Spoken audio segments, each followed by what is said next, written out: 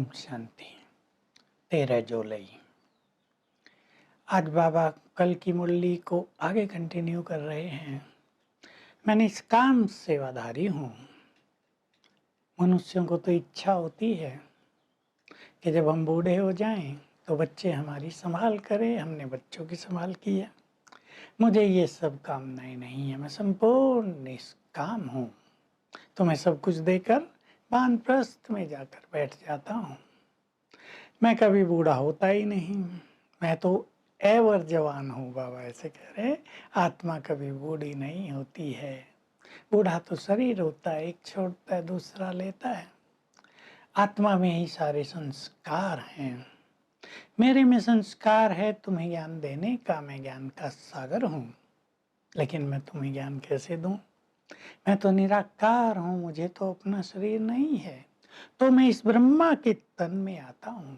इसके बहुत जन्मों के अंत के भी अंत में मैं इनमें आकर प्रवेश करता हूँ। मैं कहता हूँ मैं प्रकृति का आधार लेकर, अर्थात इस तन का आधार लेकर तुम्हें ये सत्य ज्ञान देता हूँ।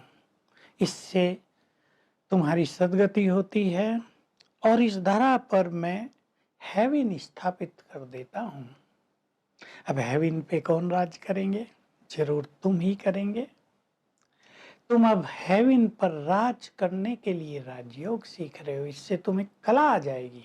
स्वर्ग में हम राज कैसे प्राप्त करें? वहाँ कई राजधानियाँ होती हैं, बहुत सुख है। वहाँ दुख का नाम निशान नहीं। यहाँ तो लिस्ट निकालते रहते हैं ना, who is the richest in the world. America से निकलते हैं, भारत से भी निकल रहे हैं। बाबा कह रहे हैं इन लक्ष्मी नारायण जैसा रिचेस्ट कोई होता है दुनिया में? लक्ष्मी ही जहाँ हो। बाबा कहते हैं मैं तुम्हें इतना धनवान बना कर जाता हूँ, सोने हीरे जवाहरातों के महल देकर चला जाता हूँ। सुदामा के लिए प्रसिद्ध है ना, 2 मुट्ठी चावल खाए थे और महल मिल गए, वो भी 21 जन्मों के लिए। तो तुम सभी अब मुझसे ये ज्ञान लेकर राजयोग सीख रहे हो। मैं भोलानाथ हूँ। बाबा भी खुशी से कह रहे, क्योंकि गीत बजाता भोलेनाथ से निराला कोई और नहीं। मैं कितना भोला ग्राहक हूँ तुम्हारा। तुमसे पुराना माल लेता हूँ, नया स्वर्ग का माल दे देता हूँ। तुमसे थोड़ा सा लेता हूँ, तुम्हारे पास है भी क्या? तुम्हारा टूटा सा तन, मैं तुम्हें मोस्ट ब्यूटीफुल तन दे देता हूँ। तुम्हारा थोड़ा सा धन लेकर अपार अथाह धन संपदा तुम्हें दे देता हूँ। वैसे भी किसी बाप को बच्चे ने जन्म लिया तो सब कुछ उसका हो गया ना, सारी मिल्कियत उसकी हो गई। तो तुम मेरे बच्चे बने हो, मैं अपने बच्चों को ही तो सब कुछ दूंगा ना। तुम कहते हो ना बाबा हम आपके हैं। बच्चे बहुत प्यार से बाबा से मिलते हैं। मैं भी प्यार का सागर, तुम बच्चों को बहुत प्यार करता हूँ, तुम्हारे लिए सब कुछ करने आ गया हूँ। तो मैं तुम्हें अथाह धन संपदा दे रहा हूँ। मैं ऐसा निष्काम हूँ। फिर ज्ञान की एक गुह्य बात भी सुना रहे हैं। बहुत लोग आते हैं कि बाबा हमें तो मोक्ष चाहिए, हमें मोक्ष का मार्ग दिखाओ।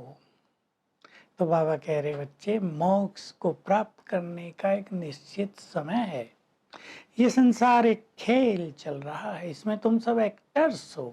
अब सोचो किसी फिल्म से या ड्रामा से एक्टर एक बीच से ही निकल जाए तो कैसा रहेगा ड्रामा? तो इस विश्व के ड्रामा से कोई भी आत्मा, कोई भी एक्टर बीच से निकलकर परम धाम नहीं जा सकता। ये लॉ नहीं है इस सृष्टि का।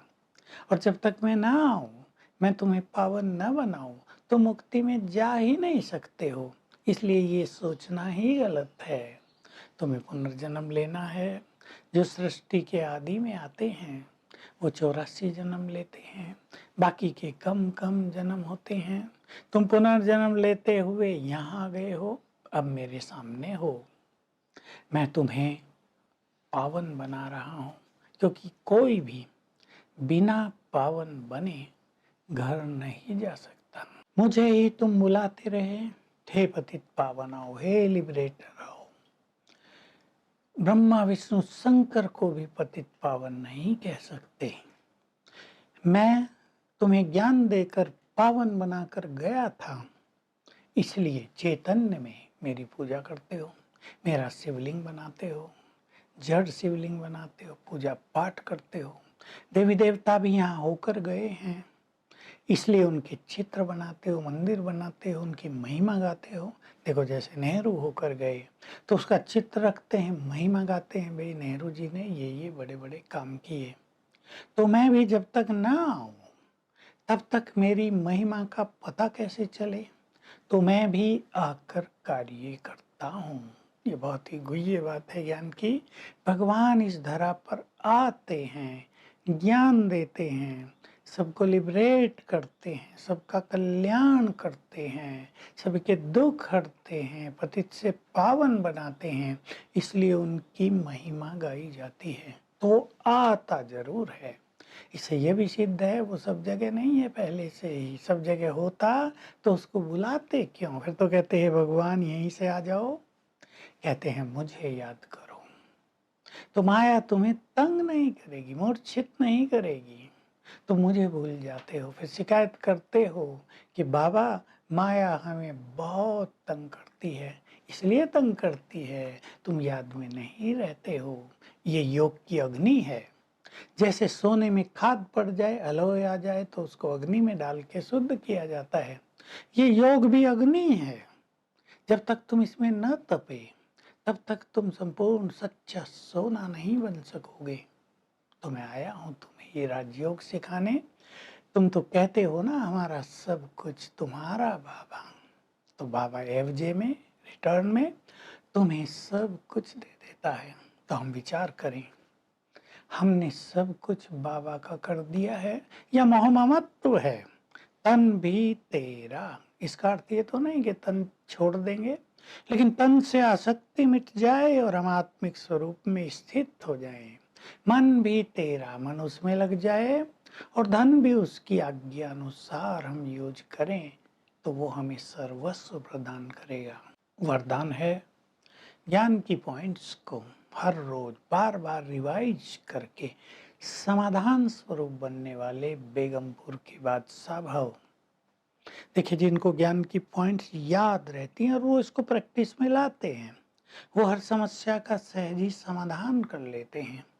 ड्रामा के ज्ञान की पॉइंट्स को हम याद रखेंगे तो सदा बेफिक्र रहेंगे। तो हैमर से, हथौड़ों से समस्याओं के पहाड़ों को तोड़ने में समय नष्ट न करो, थक जाओगे।